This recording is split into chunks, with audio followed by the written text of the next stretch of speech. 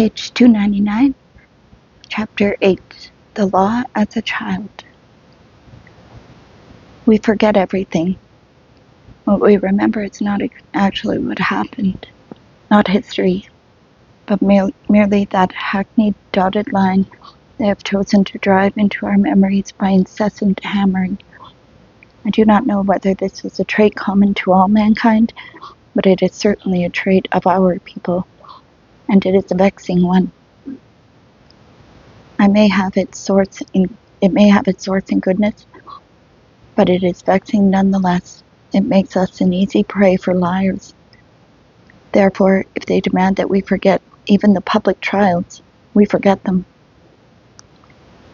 The proceedings were open and were reported in our newspapers, but they didn't even drill a hole into our brains to make us remember, so we've forgotten them. Only things repeated on the radio day after day drill holes in the brain.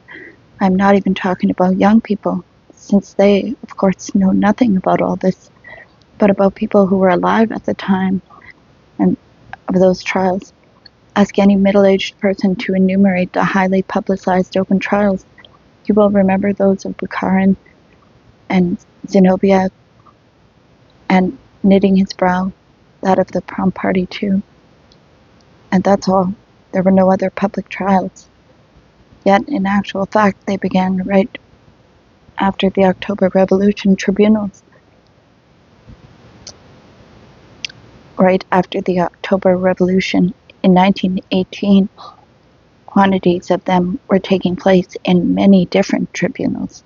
They were taking place before there were either laws or codes, when the judges had to be guided solely by the requirements of the revolutionary workers and peasants' power. At the same time, they were regarded as blazing their own trail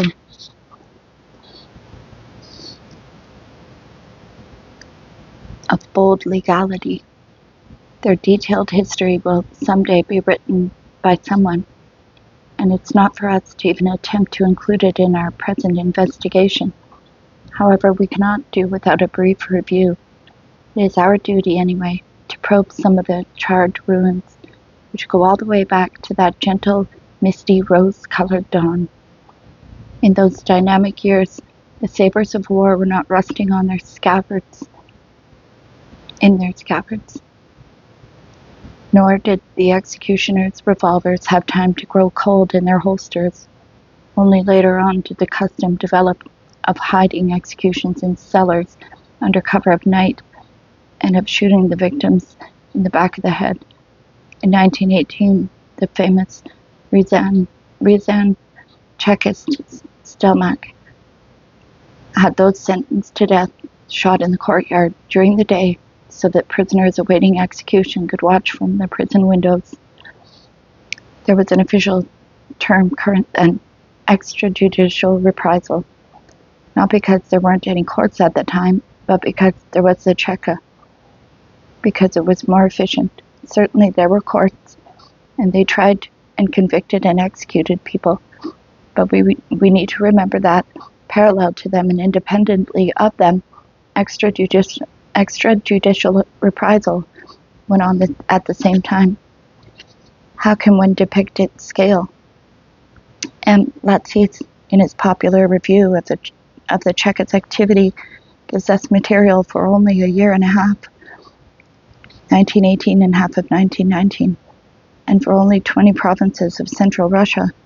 The figures presented here are far from complete, in part perhaps out of modesty. Those shot by the Cheka, i.e. without trial, bypassing the courts. Those shot by the Cheka,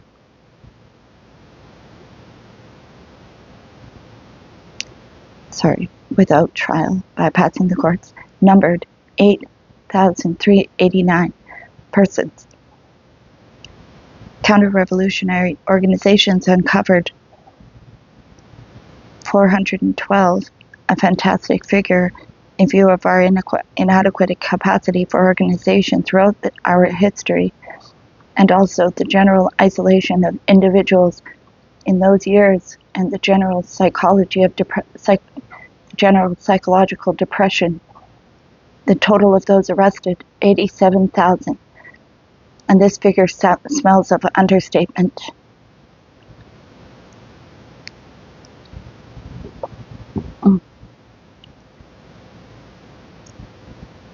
What a comparison is available for purposes of evaluation. In 1907, a group of leftist leaders published a collection of essays entitled Against Capital Punishment, in which are listed by name all those sentenced to death in Tsarist Russia from 1826 to 1906. The editors qualified their findings with the statement that there were some additional victims whose names remain unknown and that the list is incomplete. However, it is certainly not so incomplete as Latsis's materials compiled during the Civil War. This list totals 1,397, from which 233 persons have to be deducted because their death sentences were commuted, as do an additional 270 who were sentenced in absentia and never caught, for the most part Polish rebels who had fled to the west. This leaves 894, a figure covering 80 years, which is not even close to Latsis's total for only 1.5 years, and not including all the provinces of Russia either. True, the editors of the collection cite another presumed statistic of 1,310 for those sentenced to death, although perhaps not executed, in 1906 alone, and a total of 3,419 for 1826 through 1906. But this, mind you, was right in the midst of the notorious Stolypin reaction, a period for which an additional figure is available: 950 executions over a period of 6 months. In fact, Stolypin military field tribunals were in existence for 6 months all told. It sounds awful, and yet does not make much of an impression on our hardest nerves, even if we multiply this by 3, this figure of 950 for 6 months, in order to compare it with Latsis's figure for 18 months in the post-revolutionary period. We still come up with the fact that the terror after the revolution was at least 3 times more intense than Stolypin's, and that was for just 20 provinces and excluded courts and tribunals. And from November 1917 on, the courts acted on their own, despite all the difficulties of the time. Guiding principles of the criminal law of the RSFSR were issued for their use in 1919. We have not read this work, could not obtain it, and know only that it included, quote, imprisonment for an indefinite term, unquote. In other words, pending a special order. The courts were of 3 kinds: the People's Courts, the Circuit Courts, and the Revolutionary Tribunals, the Rev Tribunals. The People's Courts handled ordinary misdemeanors and non-political criminal cases. They were not empowered to impose death sentences, and, laughable as it seems, the People's Court could not, in fact, impose sentences exceeding 2 years. Up to July 1918, the heritage of the left's SRs still endured in our judicial proceedings. Only by special intervention of the government, and only individually, were impermissibly lenient sentences raised to 20 years. From July 1918 on, the People's Courts were given the right to hand down sentences of up to 5 years, and in 1922, when all threats of war had died down, the People's Courts got the right to impose sentences of up to 10 years, and lost the right to sentence anyone to less than 6 months. From the beginning, the Circuit Courts and the Rev Tribunals had the power to impose the death sentence, but they lost it for a brief period. The Circuit Courts in 1920 and the Rev Tribunals in 1921. There were many tiny ups. and downs in this period, which only a historian pursuing all the details of those years would be able to trace. Perhaps that historian will seek out the documents, and unroll for us the scroll of tribunal sentences and all the statistics, though probably not. Whatever time and events failed to destroy was destroyed by persons interested in having such material disappear.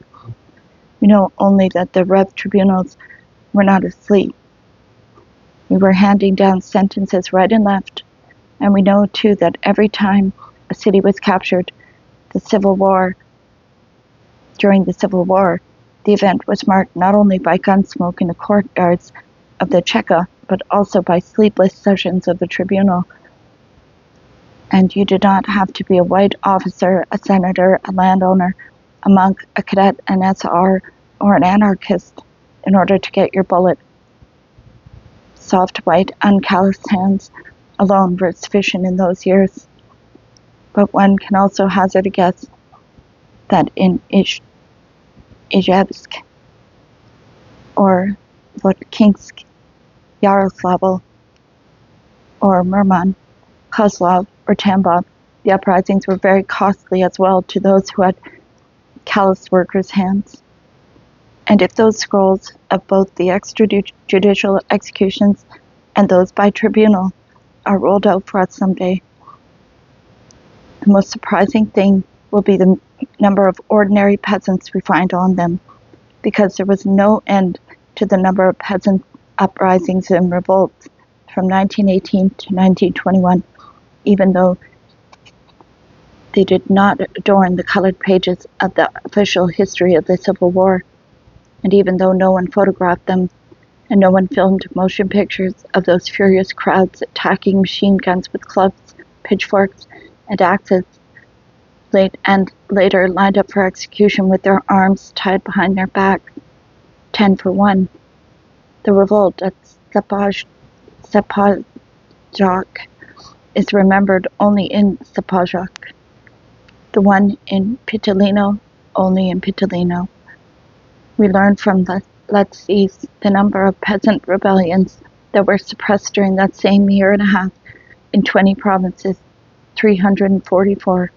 From 1918 on, peasant revolts were already being called Gulag revolts.